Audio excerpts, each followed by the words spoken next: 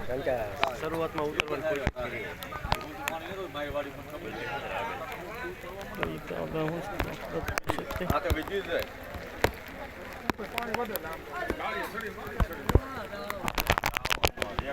અહીંથી લાવ્યા છે હાથે